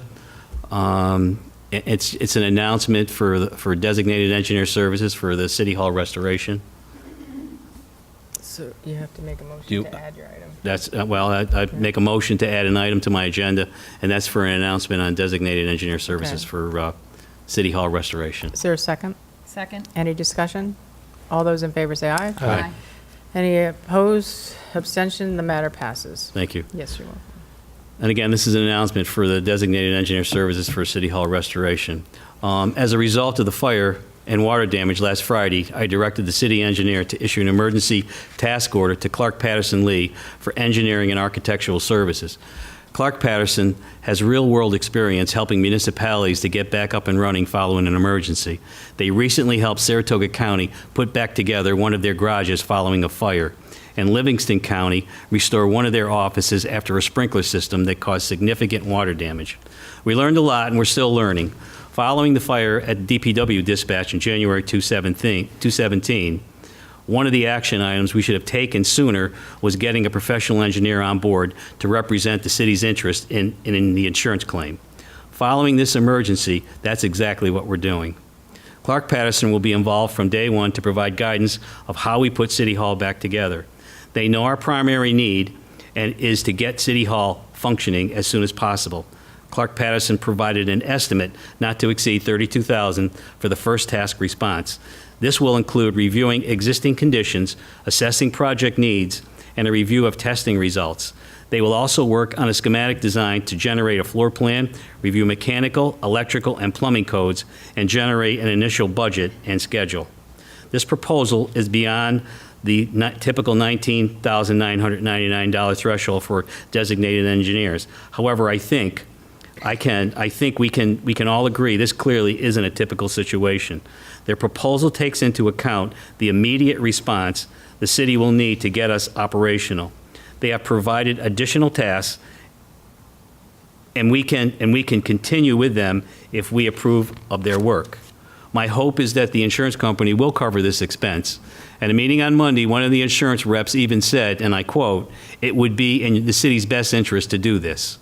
DPW is focused on putting City Hall back together as quickly as possible. We all need to be up and running to serve the public.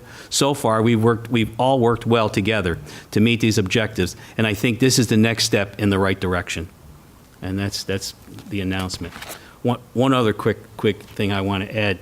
I can't thank, obviously, the council and the fire department, the police department, everybody that was involved in this thing, but the people that really shined in this whole thing, I think at some point, was quick response. They came there Friday night within an hour or two of the phone call, and they already started demo in that place. And removing stuff, and they haven't stopped since. These guys are unbelievable. They've done a great job in City Hall. I mean, if we get up and running sooner, it's because of them. I'm going to say it's because of them, because the demo that they've done in there is just unbelievable. And I don't want to do a commercial for them, but I just want to tell you, if I had to recommend them, they're the people I would recommend. It's quick response. They've done a great job. So. Yeah, they are great guys, but there's great girls working there too. Well, great girls too. You're right, Mayor. You're right, Mayor. You're absolutely right. And with that concludes my agenda. We didn't vote on it, buddy, did we? We didn't vote on it. We don't need a vote. Oh, you don't need to? No. All right, cool. Okay, thank you, Commissioner. On to public safety. Thank you, Mayor. The first item on my agenda is an announcement. We're going to schedule a public safety forum concerning back-to-school safety. We'll be hosting a public forum to discuss public safety issues involving the Saratoga School District schools that are in our city and the neighborhoods around them. We hope that the public comes to hear about our efforts to make the travels to school and back home safe and convenient for our public school children, their parents and caregivers, and the neighbors who reside around our city schools. We will have traffic enforcement sergeant, traffic maintenance supervisor, school resource officer, and other members of our city public safety department available to present our plans, practical tips for safe drop-offs and pickups, and to answer questions from the public. So we've scheduled this forum for 7:00 p.m. on Monday evening, September 17th. Originally, we had scheduled it for the City Council chamber. It's not going to be there, but we want to send a big thanks to the City Center and our friends here. They've said that we can have that forum here at 7:00 p.m. Monday, September 17th. So that's when we're going to do that. The second item on my agenda is to set a public hearing to amend Chapter 215 of the City Code, taxi cabs, with respect to technical consistencies. Recently, the city's taxi law was amended to bring it into conformity with CDTA's new regional taxi framework. These changes were made as an ordinance, and they should have been made as a local law. So we're looking to correct that technical inaccuracy and make these changes as a local law instead. So I'm going to ask that it be scheduled for not this coming council meeting, but actually 2 council meetings from now. And I need the minimal amount of time possible because this is just a technical correction. I don't think that there's going to be a lot of people to speak about it. Okay, thank you. And then the final item is going to be a thank you. And I know that the mayor and some of the other commissioners have described the lightning strike and the fire in the City Hall attic and the resultant water damage to a large part of City Hall. And they've sent out many thanks at the risk of thanking some people twice. I have to make my thank yous as well. I'd like to thank the first responders who kept the damage from becoming much worse, and the incident command team who are leading us through the demolition and recovery process currently. The Saratoga Springs Fire Department, Police Department, Code Enforcement, and Traffic Maintenance Department, many other agencies within the city responded to the crisis quickly and professionally. Their fast work in conjunction with our colleagues in the Department of Public Works, Risk and Safety, Building, Information Technology Departments, and Finance brought the situation under control and mitigated damage that would have been much worse had it not been for their heroic efforts. In the days that have followed, their tireless commitment to the city of Saratoga Springs has helped to keep government up and running and essential services in place. First and foremost, I would like to thank Fire Chief Robert Williams, who as incident commander has been working around the clock to lead the response. We cannot thank Bob enough for his efforts on behalf of our city. I would also like to thank Assistant Chief of Police John Catone and Director of Risk and Safety Marilyn Rivers for their untiring work to get the City Hall back up and running, as well as obviously our Mayor Kelly. I would like to thank Chief of Police Greg Veach and Assistant Fire Chief Pete Shaw for their fine leadership during the emergency. As always, I cannot adequately express our gratitude to the Saratoga Springs Fire Department and Police Department. They're truly Saratoga's finest. From the firefighters who suppressed the flames to the police officers who have secured the building around the clock, I thank you. Especially, I'd like to recognize Fire Captain John Stewart, Fire Captain Bob Murphy, Fire Lieutenant Jeff Alonzo, Fire Lieutenant Brian Moran, Fire Lieutenant Timothy Thomas, Fire Lieutenant Michael Woodcock, Fire Lieutenant Tom Mitchell, Police Sergeant Laura Emanation, Police Sergeant Dan Mullen, Police Sergeant Tim Sicko, and Police Sergeant Paul Veach, who led the first response and controlled the situation during the emergency. Both Sergeant Emanation and Police Department Records Manager Abby Temple deserve special thanks for ensuring that the police and fire dispatch continued to operate without a hitch throughout the crisis. I also can't say enough for the actions of our Code Enforcement and Traffic Maintenance Department during the incident. Thank you to Code Administrator Jack Donnelly and Code Officer Jim Herkel, who are not only helped with the response, but who helped clear people from the building and control crowds all the way down to Caroline Street during the fire. A big thank you to Traffic Maintenance Administrator Andy Krupski, who came in at 1 in the morning to prepare the traffic signals that were compromised by the lightning strike. I'd also like to thank my Deputy John Daly and Office Administrator Danielle Willard, who helped save vital records and computer hardware from the fire that was pouring into the DPS offices after that fire. Finally, I'd like to recognize both the Greenfield Fire District and the Wilton Fire District departments who provided mutual aid and helped suppress the fire. Their rapid response will not soon be forgotten, and we're grateful to them for their assistance. Crisis brings out either the best or the worst in organizations. In this case, I firmly believe that it brought out the best in the whole of our city government.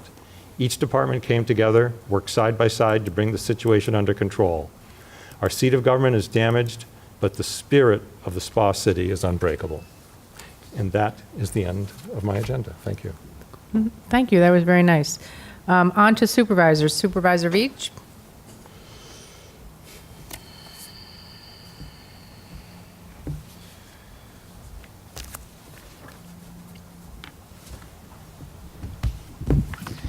Thank you, Mayor, Council. First on my agenda is just a quick announcement that I had on my last agenda, just to remind organizations that the Saratoga Casino Hotel Foundation grants are due on September 4th. Our decisions will be made by September 13th, and the presentations of the awards will be on September 28th. So it's only a few short weeks, so get your applications in as soon as possible. Second on my agenda is just a quick report on the Public Safety Committee from the county. First, we had our board meeting today. We approved a contract with an engineer for renovations to the county jail. We also approved our annual aid to defense and aid to prosecution grants for this year. And we did authorize contracts for the new public safety building, which will be built at the county farm down in Milton for approximately $25 million. So groundbreaking should occur sometime this fall, and construction will occur in 2019. And last on my agenda is just quickly to go over the Saratoga County Soil and Water Conservation District annual report. We did have their director at our county meeting today, and he just gave a quick history and a little bit of what the Soil and Water Conservation District does. It's not the most well-known department that we have at Saratoga County, but they do a whole lot for Saratoga County. So just quickly, the Soil and Water Conservation District was created in 1947 by the Board of Supervisors after the Dust Bowl of the 1930s. It was created to help with agriculture and managing the soil and water around those farms. And again, it was primarily agricultural at that point in Saratoga County. They moved a little bit toward environmental protection and natural resources as time moved on. They help with technical solutions for farmers and seek funding and help with planning for farms. In 2017, the Soil and Water Conservation District had 2 large projects and 6 smaller projects. They get pass-through funding from the federal government, and it was about $750,000 in projects last year. They work with Saratoga Plan for conservation and purchase of development rights for farms and preservation of farmland. They deal with management of invasive species. Currently, the one that they're dealing with the most in Saratoga County is the giant hogweed plant, which is actually extensively in Warren County, but in Saratoga County, there's only one little area where we have those plants. They're trying to eradicate that from our county. If you don't know, giant hogweed, the sap of the plant, if you touch it, it will burn, permanently damage your skin, and if you get it in your eyes, it will blind you. So we don't want that plant in our county, and it is an invasive species not native to this area. They also do the sapling tree sale each year.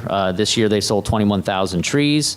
They're very small. Actually, I have one in my front yard that I bought as a sapling, and I don't know, I'm giving away my age, but it's now grown into a tree that's a little bit taller than me now. So they start off at about 1.5 feet tall. So they do that every single year in April. They also do fish stocking for residents in towns. So they stocked 3,000 fish in Saratoga County this year. They also do landowner and municipal assistance. Their biggest project was tire recycling. They disposed of 900 tires, and they do that in various locations around the county. I actually talked to Tina Carton while she was here, and I'm wondering if Saratoga Springs might be a site for that one of these years when they do that project. So I believe the town of Saratoga had it last year. This year it's in the town of Milton, so they want to move it around different towns in the county. So Commissioner, maybe that's something we can work with on from your department as well. Maybe when you have a hazardous waste day or something that could piggyback on top of it or something like that. So. But they got rid of 900 tires this year, so it'd be nice to have it in Saratoga Springs if they could. They do hydro seeding for soil erosion issues, critical areas, and road ditches.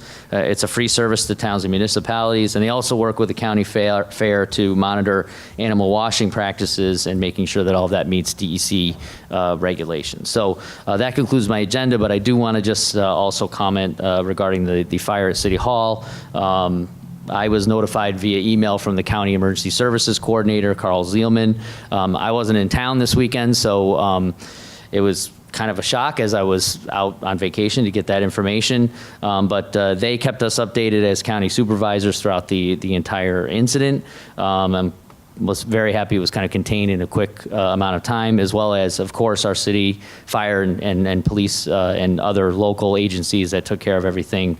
And for me, it was not that difficult of a time for me because I got all the information that I needed from others. And again, I appreciate that very much, as well as Supervisor Gaston, who is standing behind me here now, who was here and also kept me updated via email and everything else. So again, it's been amazing what you guys have been able to do over the last several days here in the city. So kudos to the city council, but kudos to all of the employees, first responders, everybody who's working very hard at that. As a county supervisor, it doesn't affect me as much as it does you. So again, you guys are doing a great job, and we're here for help if you need it. I do know that we have a Woodlawn Avenue building over here nearby. Potentially, we've offered that space. If you need it, it's available. If you don't need it, fine. But also any other county department that could help with anything that you need. I haven't spoken to them directly, but I'm going to speak on their behalf that they would be willing and able to help you in any way possible. So just let us know if you need it. So thank you. That concludes my agenda. Great, thank you, Supervisor. And I did happen to speak to some folks down at the county today, and they offered any kind of help that we needed. So they talked about Woodlawn, they talked about anything else that we need. So it is great cooperation by everybody, so thank you. Okay, on to Supervisor Gaston. She'll say better. I'll start off by saying, again, there have been many thanks here. Supervisor Veach mentioned some. I also want to thank Sheriff Zerlo and the county communications and the communications emergency reporting vendor. Sorry if I got that term exactly. I know they were a big help, and I want to thank them for responding very quickly to the city. And I know that they maintain a status as needed in the event that police or fire dispatch need them in the meantime. And they've all reinforced to me that they're happy to help with whatever the city needs. As for my agenda, first, a report out of the Health and Social Services Committee. The Public Health Department report has been released. Again, Saratoga County is the healthiest county in the state. So good job, Saratoga County. If you want to read the full report, which includes incidents, prevalence of disease, vaccinations, the programs they've done, you can see that on the website. And the Saratoga County is now going to be the fiduciary for the County Suicide Prevention Coalition. So they're going to be working on expanding some of those programs, and I'm really excited for some of the ideas that they've mentioned that I'll keep the city updated as they occur. From the Veterans Committee, the Veterans Service Agency, for those who aren't aware, it's one of the areas that can help process veteran claims for veterans who have illnesses as a result of their service in the military. They've processed 38 claims and given 136 rides to medical appointments, which is also available for any veterans in the city that need transportation medical appointments in Albany at the VA. The Labor Day concert's coming up on September the 3rd at the Saratoga Performing Arts Center. It is free to anyone. Gates open at noon, and the concert will begin at 2 p.m. It's with the United States Army Field Band. And they're fantastic, and they're also very nice. So everyone should come, and it'll be a great concert. It will also have a lot of veterans information for those who are looking for resources on veterans claims and services and groups available in the area. Today, we voted as a board to designate Saratoga County as a Purple Heart County, and more information about that and the designation will be presented at the concert. For my third item, I have recently been appointed to the New York State Association of Counties Standing Committee on Public Health and Mental Health. As I mentioned before, I'm very concerned about health and social services. I was excited to be appointed on that committee at the county and to continue to represent the city and the county in improving our health access and resources. For number 4, the White House Office of Intergovernmental Affairs invited all New York County officials to attend the White House on Thursday, August 23rd. And I will be attending and will be assisting in representing Saratoga County in discussing how federal decisions and processes affect county government, and including how they trickle down to the city as well. The National Association of Counties will be having a meeting the evening before to kind of prep and discuss, and then we look forward to meeting. I know I just got the agenda. We'll be meeting with representatives from the Department of Education, Department of Transportation, some of the more public figures as well, such as Kellyanne Conway, will be there to talk about media presentation. 5th, as a result of the fire, the law library, which is maintained by the county, is currently closed. It's located in City Hall. It will be moved. It was scheduled to be moved anyhow. The location has not been determined because it's a little in advance of the process, but the county has been working with the court system to make sure that we get that up and running for residents to engage in legal research as needed and desired. And as soon as that decision is made, I know the city has already informed me they'll post the information, and we'll make sure that the county and the court websites have all of that information as well. That concludes my agenda. Thank you, Supervisor. I just want to comment on the law library. That is on the 3rd floor of City Hall, and that had the most damage. So that's why we're asking them to exit early. We did terminate their lease for December 31. So since they probably won't get back in there, the sooner they can get out, they can, move to a new place. So yes, and they have also said that they're very grateful to the city for working with them. I know the city worked very hard to make sure that the law library materials were kept secure as well, which they appreciate, given all the other things that City Hall was dealing with during the time. Great. Thank you, Supervisor. Any other comments from the council? Okay, then we are adjourned. Thank you all. Public affairs programming on Look TV is underwritten by the generous support of Pinnell's Restaurant, classic Italian American food since 1922, and Stored Tech, technology solutions for computers, networks, and phone. Stored Tech, your technology, our passion. 1922, Babe Ruth debuts with the Yankees. WGY signs on air. Exterminator wins the Saratoga Cup, and Pinnell's Restaurant opens its doors for the very first time. For 5 generations, Pinnell's has been preparing delicious Italian food, served in a comfortable, home-like setting where everyone is welcome. 90 years of authentic Italian recipes, 90 years of the freshest ingredients, and 90 years of the finest classic Italian dishes, all made daily by hand. Pinnell's Italian Restaurant, a Saratoga dining tradition since 1922. Most cybersecurity firms deal only with prevention, the systems that block hackers and viruses. Stored Tech knows the root cause is actually good people doing bad things. So we offer a security training program which includes certifying all participants to show they understand the basics. Technology solutions for computers, networks, and phones. Stored Tech, your technology, our passion.